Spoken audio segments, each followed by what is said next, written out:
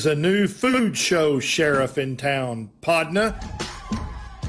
Trey's Chow Podcast Live will feature celebrity chefs and pitmasters with celebrity mixologists with creative cocktail menus from distilleries statewide. We'll have farmers, ranchers, wildlife experts, fishermen, and more, all for the culinary world and the foodies. Live from the Spoonie Studios on the iHeartRadio platform, Trey's Chow Podcast Live. Here you are.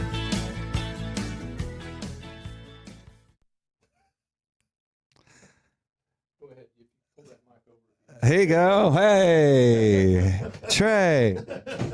Hey, everybody. This is great, man. We've never had technical problems before. This is something else, man. We're going to be slapping the mic back and forth. Hey, everybody. We're here for another Friday show at Trey's Chow Down Live, where we talk about food, drink, music, and fun. And today in studio, I got Brandon and Rhyder with me. Brandon. Here we are. How you doing? It's good. It's good to be here. And, you know, that's the beauty of what we get to do. There's always this possibility that it's not going to work like it did yesterday or a few minutes ago. So he wants you to talk on that microphone again and see if we've got anything. Hello, testing. No, still don't have anything. So you're right. We're going to spend this hour, it looks like, going back and forth. We were just talking about sharing a microphone. Again, they keep pointing at us in here like it's going to work or something. I don't know. But, hey, man, I'm happy to be on Trey's Chow Down. And, man, you're all over the place. And that's fun to been fun to watch. I've followed you for several years, watching you do your thing, and you're just always bouncing around. So tell me about it. I do bounce around a lot. You know what's funny? That's fun. This is going to be a great show. That's fun. Now, what's funny is that people, we were talking about this a while ago, people think it's easy. All they see is me eating and drinking. Oh, it's easy. They don't understand how hard it is. Kind of like what you do. Yeah. Kind of like what you do. I want you to tell everybody real quick, so just so in case they don't know you, haven't met you, kind of how you got started and where you're from. Yeah. Well, my name is Brandon Rhyder, and I've been doing this. I started chasing this crazy dream many, many years ago when I was but a lad in my 20s. And so, you know, I started out this Texas music idea. I didn't really know what Texas music was back in the 90s, but I was introduced to Robert Earl Keen in Tyler when I lived there. I went to school over at UT Tyler. And I had a job there, and my boss said, "Hey, man, you should come to the Square tonight, and you should. We got this guy. Hey, is it working? Testing. Nothing. So I went to see Robert Earl Keen, and I thought, man, this is like a whole different musical genre. And then I was introduced to Pat Green not too long after that. And you know, we had been listening to, you know, growing up. I grew up in country music. I grew up listening to country music. And so, you know, Willie and Waylon and Merle and Chris and all the guys, you know, that was pretty standard around our place. So, you know, I never really thought about doing anything like this. I didn't even pick up the guitar until I was close to the end of college. And the only reason I did that was because I saw two of my buddies playing at a keg party, and I thought, well, you know what, Dad's got a garage, you know, he's got an acoustic, and I thought I'd try it, and so I did, and I quickly started writing songs, and I'm not saying that they were good by any stretch, but I started writing some songs, and there was this one gentleman who turned out to be one of my best friends in the world. He built the first house my wife and I ever bought there south of Tyler on Lake Palestine. His name was Ricky Casey. And we got something now? Let's see. Don't know yet? I can hear them. We're good. Too. Good. So testing. Can you hear me? Are we good to go? Okay. So we made it work. See, we did. You know, we would play songs around the campfire and stuff like that. And my buddy Ricky pulled me to the side one night, and he said, "Hey, man," he said, "You're different than the rest of us. We do this for fun, and you've got some talent that we don't have, and you know what? Maybe you should think about pursuing this," which was the first time that I ever really thought, okay, maybe. And green as I wasn't about to try to fly to Nashville and do anything there. I thought Austin, Texas is the place for me. And, and It still is the place. we actually, had just built a new house. We had both finished college. We had helped put each other through college, my wife and I. Our roots were in East Texas. That's where we're from. But I came home and I said, I want to chase this crazy dream. I want to go to Austin. I want to try to play music. And she said, okay. And she thought I was kidding, but she came home on Monday and there was a for sale sign in the yard 3 months later. You got to respect that she let you do that. Come on now. That's pretty cool, Brandon. Oh, I agree. That's awesome. 100%. Yeah. But she didn't know exactly, again, we were both young. Yeah. And we lived in the time where, we helped put each other through college. Right. So we didn't have a lot of debt or anything. And my whole deal to her and to myself was, man, if there's ever a chance to do something, right now is the time to go try it. So we did. And, the rest is kind of history. Yeah, sure did. Yeah. So you moved to Austin. Yeah. And then you start off. What was your let me ask you, what was your first big thing that you liked about the business? What was the aha moment for you? You said, "Oh, I'm really going to enjoy this." Well, the first couple of years that I was in Austin, that's really what I did, was just kind of try to meld into the scene and see what was going on. And I went out every single night. It was the same routine. I'd get up, go to work in the morning, come home in the evenings, cook dinner, tell Kelly goodbye, and I'd head downtown or to, whether it was an open mic or there was a band playing, back then in the early 2000s, there was a lot more going on in Austin. We talked about this, music-wise. It sure seemed like, as far as the scene. So, that was kind of the point where I wanted to get into the scene, and I really didn't feel like I even started anything until 2001 when I came out with my very first CD. I think you said, Austin, I think now what's happened is the scene is still there, but there's so many little cities and so many places doing it now that it's spread out over a bigger, massive area. Well, as far as, Dallas, Fort Worth, Austin, Round Rock, people playing everywhere now. I really believe Fort Worth has kind of become the Texas or Red Dirt capital. There's a lot of artists here now. There's a lot of bands that call Fort Worth, this area, home. And so, I think it has shifted somewhat. But again, I left the city. I live in the country now. Yeah, I know you do. I try not to go downtown very often. I know. I'm not going to tell you worry about it, but you're about 2 hours from Fort Worth, right? No, hour and a half. Well, about 2 hours. A little over 2 hours. Yeah, you live in a great community, though. Yeah. Village. Yes, village. Village. I live west of the village. That's right. Well, okay, you said, and I'm listening as you talk. You said that you would come home, cook dinner, and then go. So you would cook every night. Yes. So that's what I'm getting at. Yes. Yes. So what did you cook? Man, because you were raised on a farm, or farm or ranch, or out of the city. Well, I call it a farm. We grew up. All of my family lived around each other, and we all had some land, and we all had big gardens. My family couldn't see us from where we were at. We were around the corner at a dead end road. I wrote a song about that. Yeah, you did write a song about that. I've heard it. Yeah. But we all lived in the area, and we all raised big gardens. Right. And we all shared with each other. And my grandfather was the one who mostly had, farm animals. He had chickens and goats and pigs and cows. Fresh eggs. Oh yeah. I love fresh eggs. My dad's got it. My dad spent all this money building this chicken house. Yeah. A few years ago. I had it built. It's a cedar, big chicken house. It's like we call it the chicken hotel. We call it Barney's Chicken Hotel because he loves fresh eggs. Yeah. So yeah. That's one of my favorite thing in the world is fresh eggs. And you asked what I started cooking. Like in those early days. My mom used to say that she could make ground meat 100 different ways. Yeah. That was when you don't have a whole lot of money. Ground meat was a staple that we could get pretty cheap, and she was able to do a lot of things with it. But when I left home, I had followed in their footsteps through the kitchen. My grandmother's, my mother, none of the men in my family were really big cooks or anything like that. They'd like to do stuff out on the pit. My papa was good at that.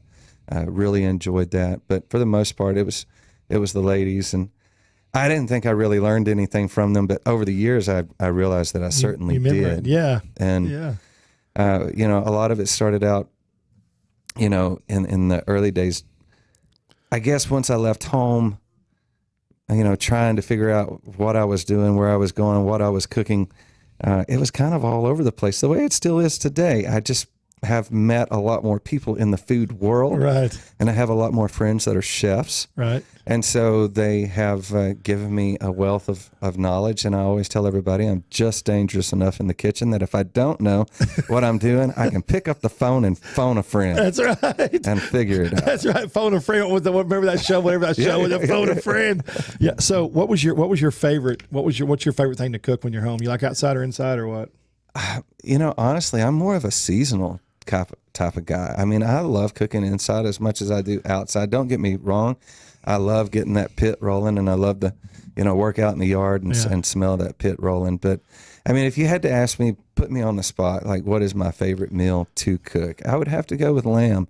I love lamb chops. I love they're awesome. Lamb chops, and I love to cook them, and my kids love them. So we have this deal where at least once every 2 weeks we have a night of lamb chops. That's neat. Yeah, it's something that's real easy. It's simple, and depending upon how you like to prepare foods, what I've always liked about, whether it be beef or lamb, the thing I like about lamb that's different is I do like the flavor of it. I do like the bold flavor. I like bold flavors, and so that's something that really sticks out to me, and I've tried cooking lamb every single way in the world that you can. I love roasting it. I love grilling it. I love putting it on the smoker. I mean, it's just something that's really great to me. And then, obviously growing up on beef, beef, Texas is all what's beef. For dinner. Yeah, that's what's for dinner. Yeah, that's right. Still one of the best slogans in the world, right there. That's right. So do you still cook a lot? I cook every day. I mean, I cook most every meal that we eat. It's a hard thing to try to balance on the road, It is. But at the same time, I always try to leave enough things behind. My wife is a good cook. Okay. So, she doesn't like to do it though. Yeah. And that's the key, she doesn't enjoy it. And to me, it's another hobby. It's another blank canvas. It's like writing a song. When you start out writing a song, you've got a piece of paper and a pen and you start from scratch. Well, that's what I love about cooking. Whether it be in the kitchen or out on the pit, it's a lot different from baking. Baking's a lot more, finite deal that you have to go through. But cooking is like you can do anything that you want to do, and you can make anything the way that you want to make it. So, man, you come to my house, you're going to get plenty of meat and taters. You're going to get plenty of garlic. I love garlic. we talked about that last when I saw you at Justin Frischel's show a while back. Yeah, days run together now. It's probably a year ago, but it just seems like it. It just seemed. So when you who's your favorite chef? I know you have a lot of chef friends. Who's your favorite chef? Is it down there in Austin or is it here? Or? Oh man, you're gonna I got so many chef friends. If they hear this, I'm gonna piss them off or something. Man. Honestly, how about not favorite chef? How about chefs you like to go visit? How about that? Oh man, I mean, I love to see Grady Spears up here. Yeah. And Grady and I have known each other for a long time. I love to go over to Tim's place and eat. Tim Love, and we Twitter back and forth from time to time. And then, we've done some stuff in Austin. I've done several different shows over the years. I've done several things that, like you were talking about earlier off the air, with Fox and stuff like that. Yeah. And Rory Shapezi, she's up in Amarillo. I used to do the show with her up there every time we played Amarillo. Oh, that's awesome. And gosh, I mean, there are just so many great chefs out there, and who have so many different approaches.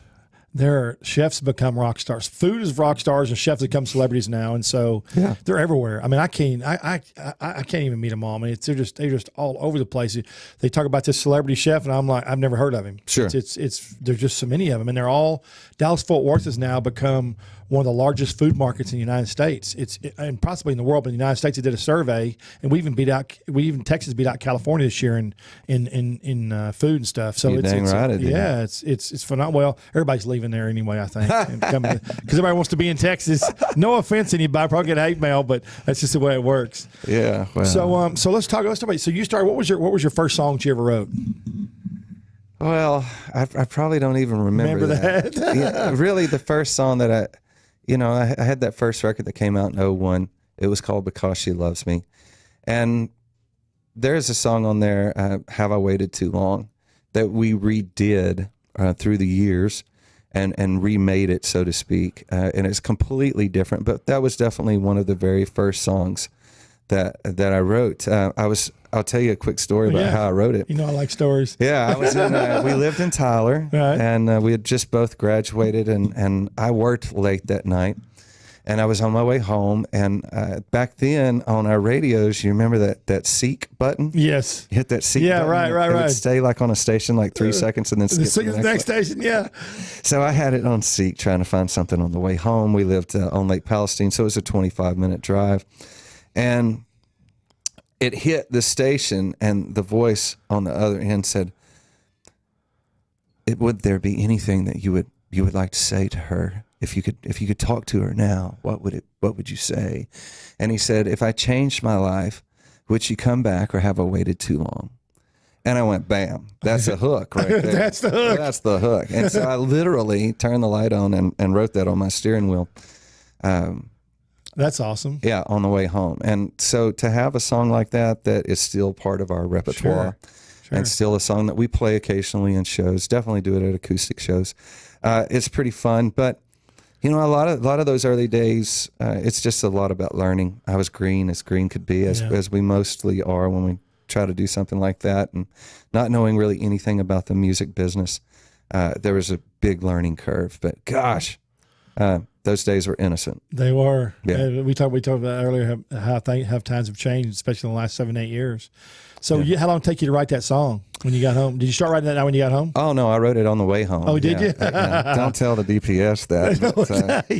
But, yes, I wrote that on the way home on my steering wheel. And, you know, the funny thing about songs and about songwriting is, you know, a lot of people don't understand that a lot of times the best songs do happen quickly. Yes. They somehow find their way through you to paper, and you sit back and you look at it and you're like, what just happened? Yeah. You know, it's one of those things. It really is. And the way I like to explain that is when inspiration takes over. Sure. When the inspiration takes over, that gives you the opportunity to really allow it to flow through your body and out on to paper or your computer these days, or your iPhone or whatever you're doing. But that's really that's the connection. Also, too, it's because you had passion. You had passion for what you were doing. Absolutely, and without passion, we can't be great at anything. I know, and that's why I tell people that's like these great chefs. You know, why is it? Because he's got a lot of passion. He cares about every single thing he does. There's cooks, and, you know, to me, a cook is a guy who works in the kitchen, and there's chefs, guys who are passionate about it and take it to the next level. Just like, you know, there's guys that just want to play in a band, but there's guys that are passionate and want to work hard, get on the road, travel, and make it happen. Yeah, you know, there's you got to be careful too with that and the approach.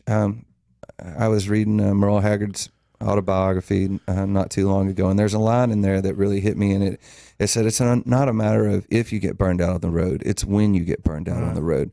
And you know, we really hit about 2006. This record Conviction came out, and it had songs on it like Freeze Frame Time, Let the Good Times Roll, Back Roads, Mr. Soldier.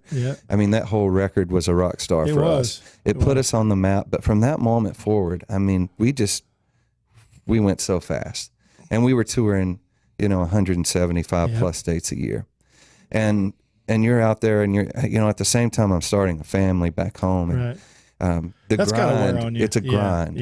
It was a grind, and you know, this is kind of part of my story today. If you asked me 2 or 3 months ago, I wouldn't be able to tell you this, but I, for the last several years, have struggled. I struggled with my voice. My voice wasn't hitting a lot of the notes that I used to be able to hit.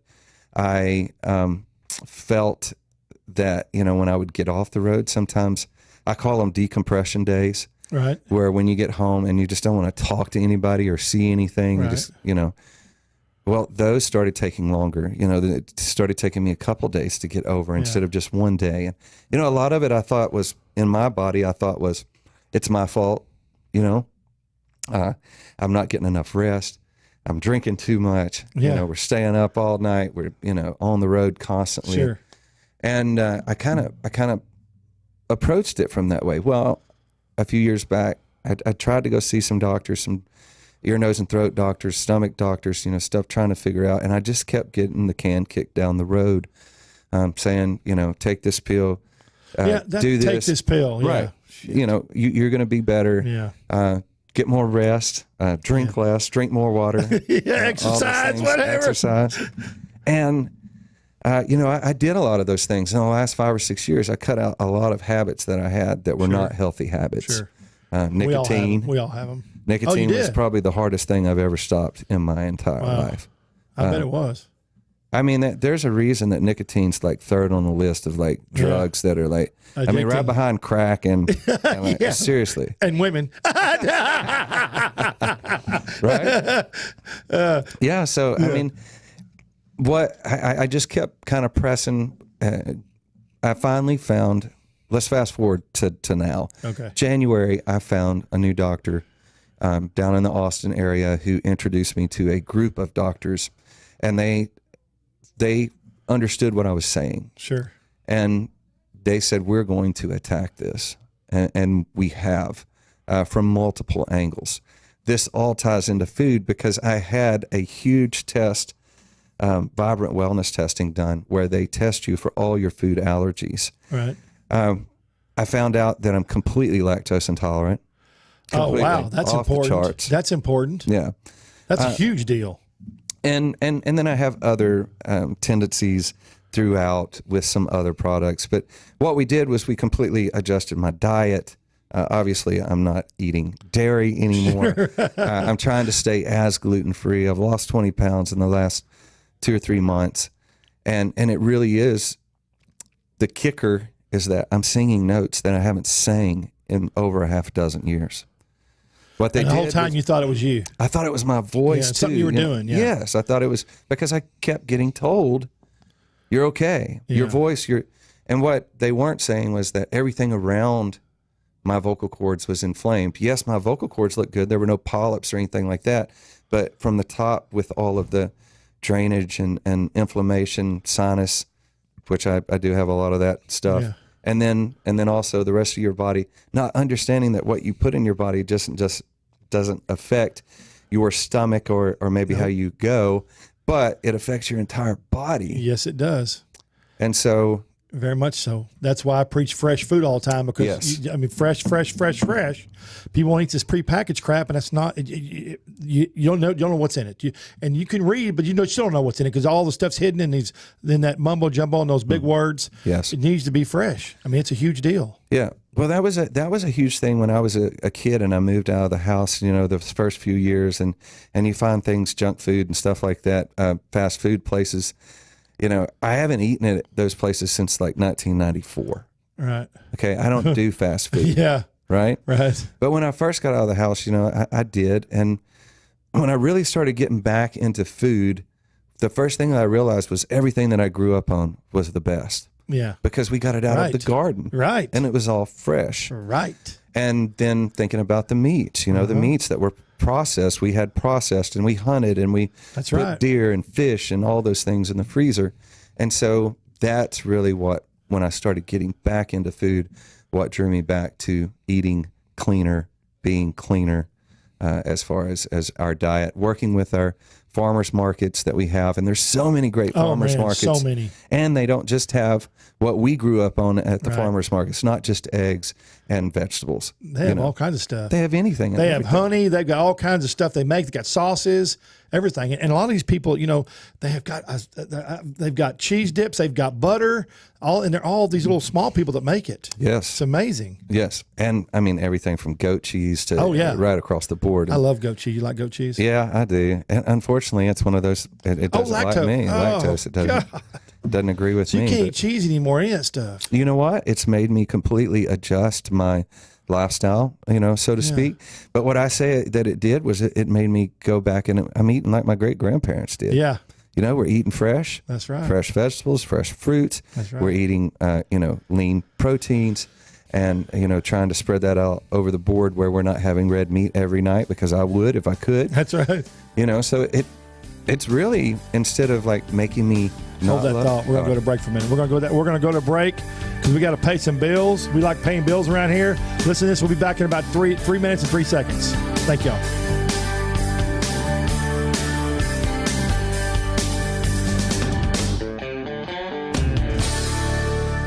If you're trying to quit drinking or doing too many drugs, listen to me. You don't know me and we'll never meet.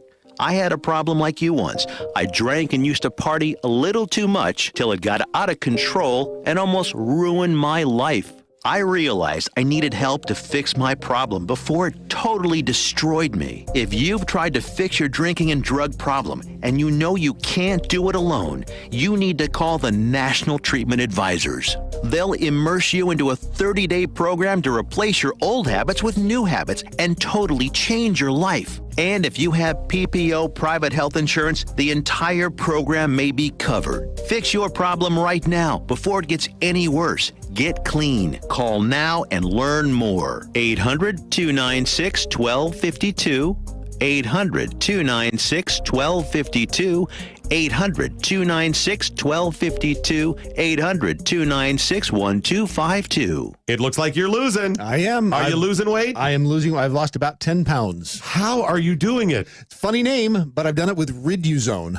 RIDUzone.com, and the stuff works. It's, you get into all that, the molecule this and the found in that. All I can tell you is it makes you feel full, and it keeps your mind off of wanting to overeat. And also boosts your metabolism, Yes, so you're it does. burning more. Yeah, it does. Try it today. It's going to work for you like it's worked for Brad and countless other people. Riduzone.com. RIDUzone.com. Fast Track Student Loans can get your student loans out of default, stop any wage garnishments, stop collection calls, and stop seizure of your tax refund. Give yourself a break. Stop the stress and get your student loan payments down to as little as $25 a month based on what you can afford to pay. 800-709-4395. 800-709-4395.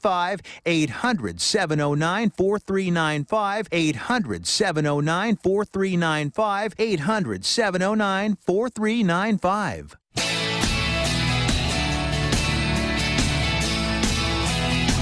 Here we are, back for another day, another 30 seconds, another day, another day. Friday with Brandon Rhyder. Brandon, what's going on, man? Okay. Now that we got past our little bill paying stint there. Yes, sir. Let's pick it back up. So you found out you were lactose intolerant, and then you had to change your diet and stuff. So then you came from, what'd you do from there? Well, we're going to have to back up just a year Let's back before up we a get year. back into this. Right. Last year in March, every spring break, my family and I go up to Northeast Texas. We have a family friend that has a farm up there, a 500-acre pine tree farm. We go and take over and fish and ride UTVs and cook out and just have fun as a family for a week. We were up there just like every year we go up there, and I woke up, it was next to the last day, and I was sick as could be. I mean, like, my fever was off the charts, and my body was locked up. I could hardly move. My wife said, we're going to the emergency clinic. I said, yes, let's go. Got there. They admitted me to the hospital. I was septic. Oh, wow. My fever was like 104, and I became When you say the mystery. septic, you had a lot of trash. You had a lot of trash right in your. I was sepsis. It had sepsis. So Okay. basically, what your white blood cells come to the attack if you're under attack, your body, and your levels are supposed to be around the 10,000 range. These were like 16. I mean, it was off the charts, and so that's a very dangerous situation because people die from that. If they don't go, get help, and so I became the patient that was the mystery patient, is what they called me. And towards mystery patient. Yeah, because we couldn't. I had every test known to man. I'm telling you, CAT scans. We even had a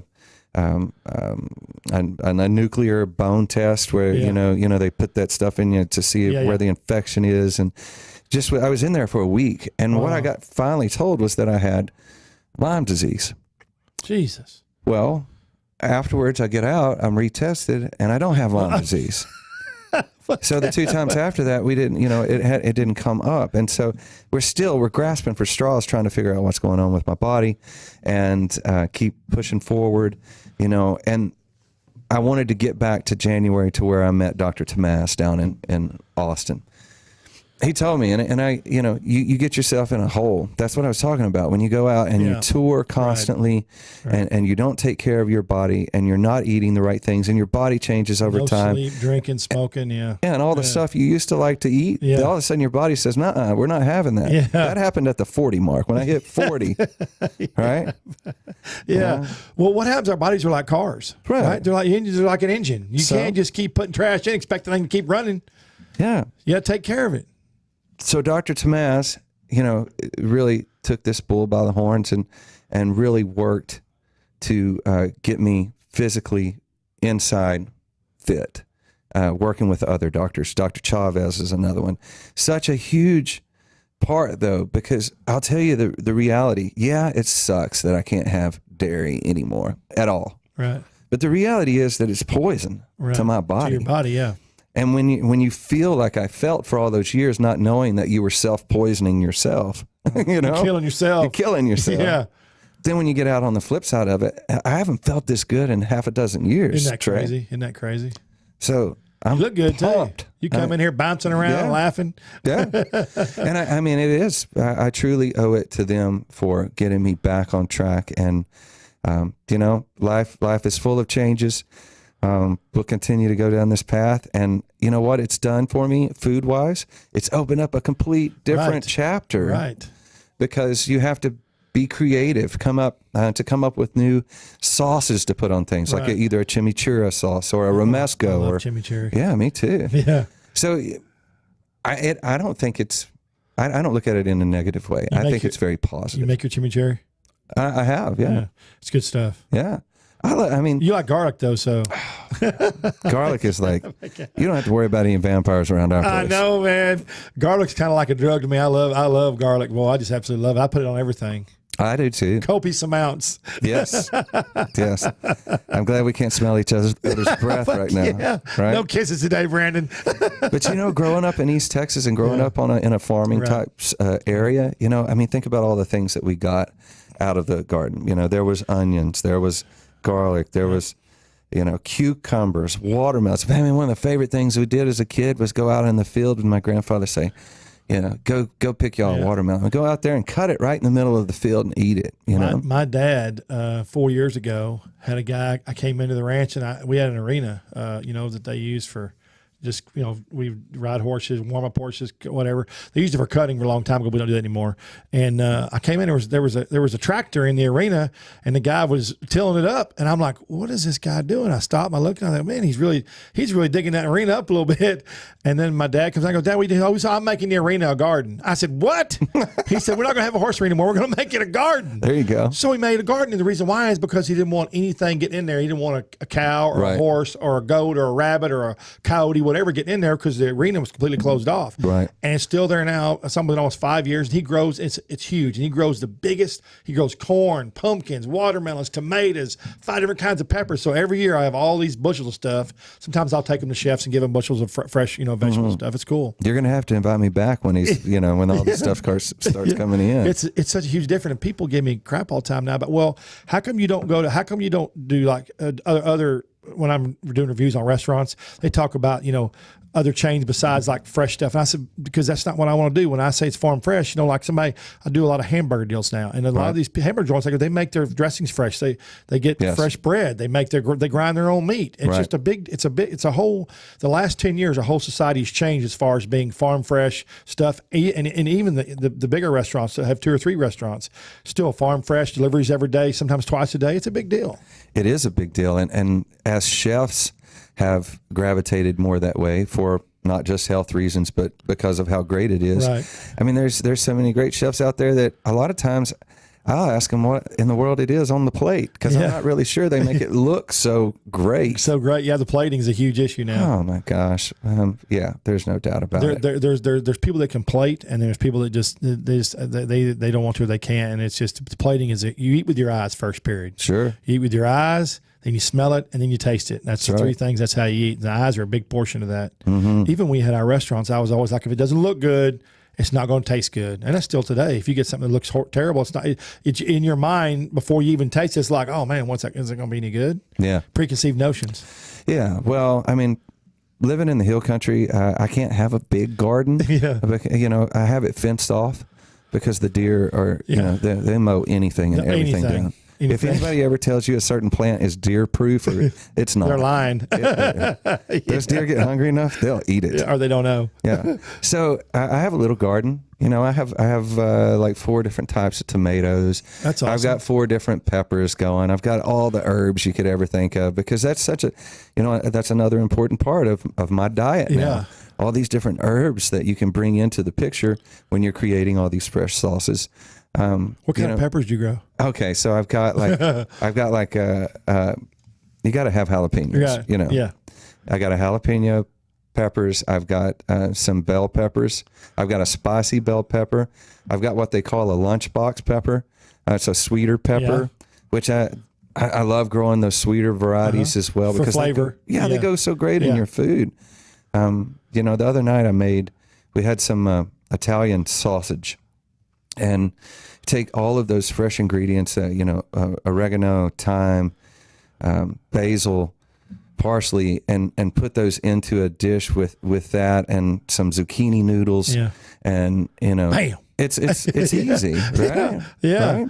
So I had some zucchini noodles the other day. There's a new restaurant in Dallas called Bella Green, and they have a zucchini noodle dish. And it's an Italian dish, but it says zucchini noodles, and you don't know, but they were absolutely fantastic. Well, it's a good thing that they're fantastic, because I don't want to offend anybody, but I've tried some of this vegan stuff, some of these vegan noodles and stuff like that, and I just can't stomach it. Yeah. I'm like, I would rather, you know, spiralize, you know, that vegetable than go out there and buy something that's, I don't know what, I just can't eat it. And you know, that's as Americans, what makes it great, because everybody's got different flavors. Yeah. Well, I think a lot of it too is like, you know, what I miss in some of the foods that I'm not able to eat anymore is like crunch. Do you miss those? Yeah, I miss some of that food. Do you ever have a craving for them, or you just miss them? No, the other night I made my kids mac and cheese, and I'm not gonna lie to you, man. That was like everything I could do not to put that spoon in my mouth. Mac and cheese has made a big comeback. It is so huge now. I know. Everybody's got their own deal. Mac and cheese. Joe Risky's Barbecue's got a Pitmaster mac and cheese. Oh my God. Yeah. I literally could eat 15 pounds. I'd be sick, but I could do it. You want to know something else that I miss? What? Mashed potatoes. Oh, I bet. Oh yeah, I bet you do. Mashed potatoes. That's a part of the food group, man. Yeah. Mashed potatoes or baked potatoes. Well, that's how we grew up, meat and taters. Yeah.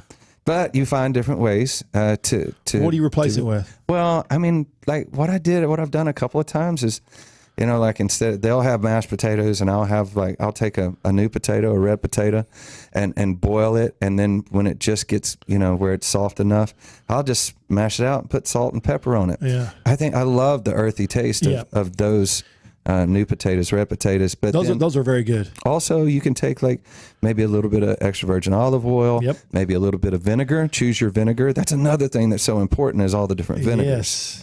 Yeah. And olive oil. There's different olive oils too. Olive oil, I use it every day. It's fantastic. Yes. It adds a little bit of flavor. So I tried to quit eating a lot of sugars, and a lot of stuff's got sugar in it. If you don't realize it, if you just read it in the food business, because it's enhanced its flavor and it composites how to blend the product.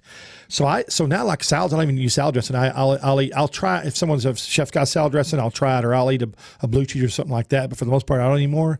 And I use some vinegar. I use vinegar and oil. I'll use hot sauce, you know, that has no sugar, just, you know, fresh hot sauce. Oh yeah. You have to find ways to, when you're trying to change your diet, it's hard to find ways. But once you do, you realize what you've been missing, because a lot of the flavors that are prepackaged stuff are masked with so many ingredients, you don't really taste the food. Right. You taste the actual flavor of the food. Yeah, I agree 100%.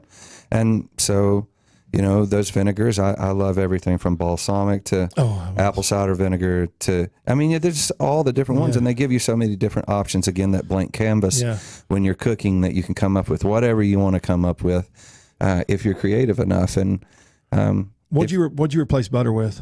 Well, okay, so they said that I could, like some geese are because they remove the solid. So some of those people don't have, I haven't even tried it. I really haven't tried it. I just completely cut butter out. I really haven't had, I mean, oils. Right. It's usually, I mean, you replace it with like an extra virgin olive oil is what I've done. So I'm still learning about that world too, because there's so many different types of oil now. Lots. You know, used to when we were kids, it was just vegetable and canola. Oh yeah. You go in the store. Oh my God, there's a whole aisle of different oils and stuff, top to bottom, and that's not even half of them. I'm saying a quarter of them. It's crazy. And plus, where you live, you have to go. There's the nearest biggest store like that would be like in Austin for you, right?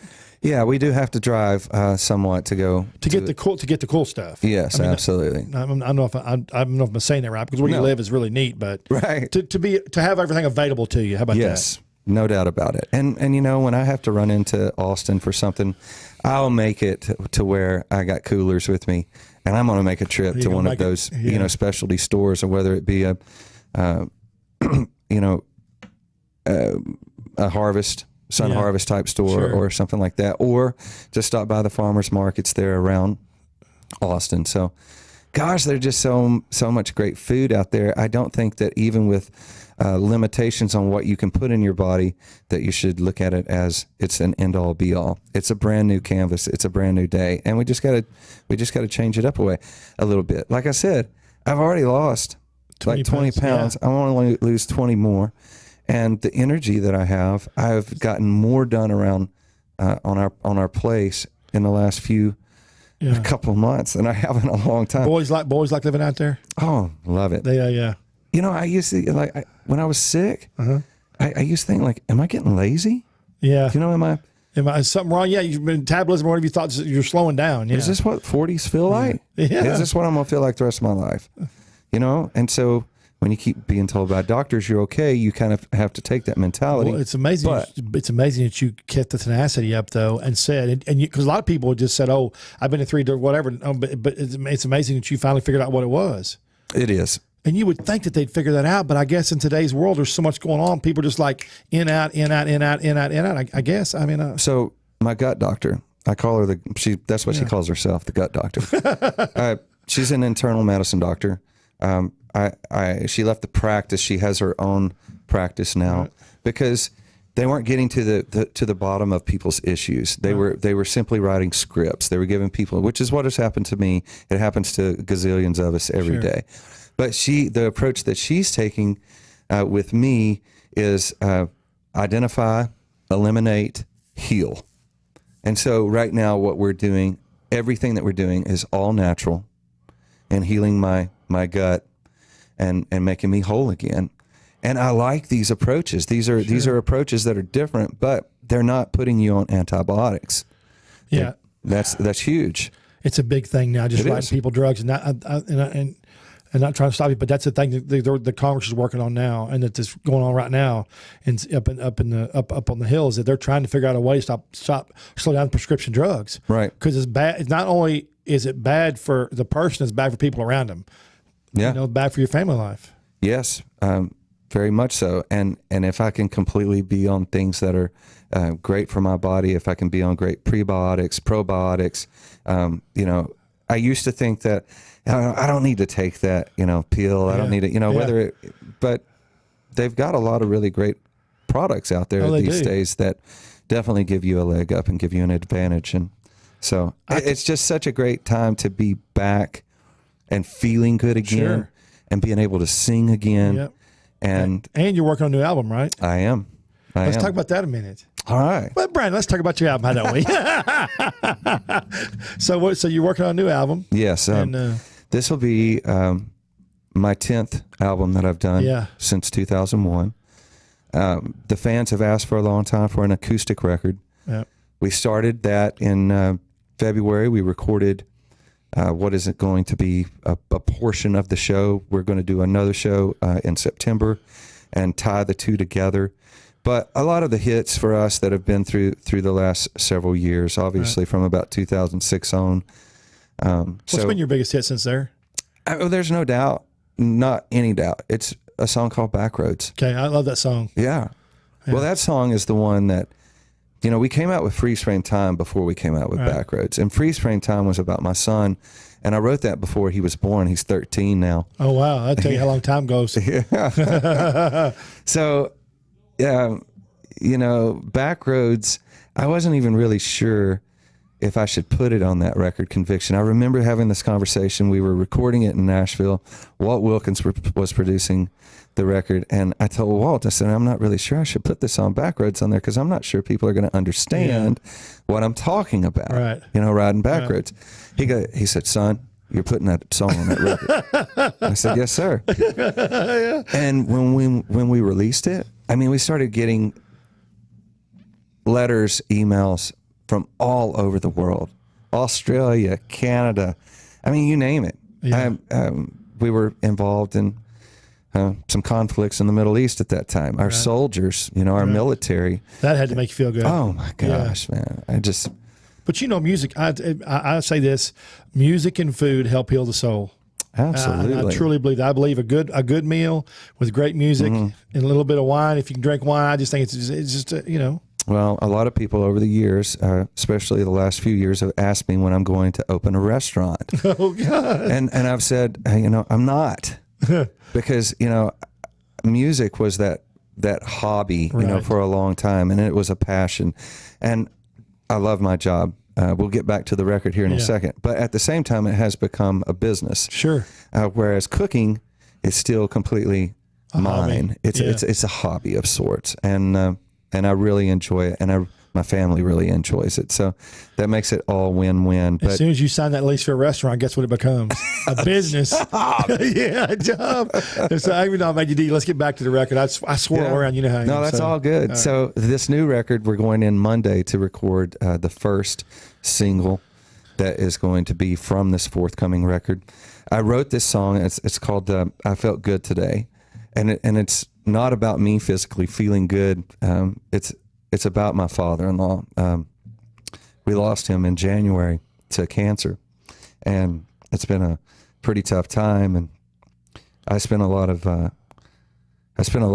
with that man over the years, hunting and fishing and getting him to tell me stories. And stories are the best. After he passed, you know, I was just about around that time finding my doctors, and I was starting to feel better there too. But I had done a show in Galveston the night before, and I was traveling back to Central Texas to our home, and this song, we talked about it at the beginning. This song came to me as I was driving down the road, and I literally got my phone and opened up my recorder, and I started singing it into the recorder, and wrote it in a very short amount of time. Got home, grabbed my guitar, told my wife to give me 5 minutes.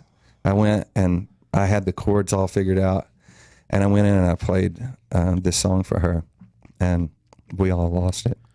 So it's about him. It's about you know, realizing that you know, even though they may be gone, that they're always here with us, and not forgotten, and there will come a time when you won't ever get over it, but you'll feel better about it. Yeah, you don't forget it. You never get over it. So I think it's a really, really powerful song, and we've done so much pre-production on this going in. We know what we're doing. I'm very prepared. It's going to be huge. It's going to be big. It's going to have a complete string ensemble that's going to be in it, and yeah, I'm excited about it. It's going to be really, really exciting to be a part of my 10th record. Yeah, tell you excited about it. Yeah. So what else is going to be on there? Well, I think going back to the live acoustic part, you know, the fans still request a lot of those earlier songs, and so even in our sets, in our full band sets, I've started like putting songs from like the earlier records all the way up through our most recent record. So it's kind of all over the place, but definitely the songs that have been the hits over the years, and we've had our fair share. I always look back and I say, you know, I've been working a long time not to be that popular, and it seems to be working out just fine. You know? Yeah, that's right. Yeah, that's funny. I make a living doing what most people would only dream of. Yeah, but I also think it's easy. Right, and it's not. No, it's not. It's not especially easy. As we get older. Yeah. It's not the same. It's not the same. But I'm going to tell you something. If someone would have asked me 4 months ago, if they would have asked me if I wanted to be singing and playing music, you always been 5 or 10 different. It'd been a different now, answer. Wouldn't I would have said no. Use that. Yeah. I would have said no. I couldn't do it. Yeah. But now that I'm better and I'm back on track and my voice is there again, absolutely. You know, I don't ever want to put the guitar down.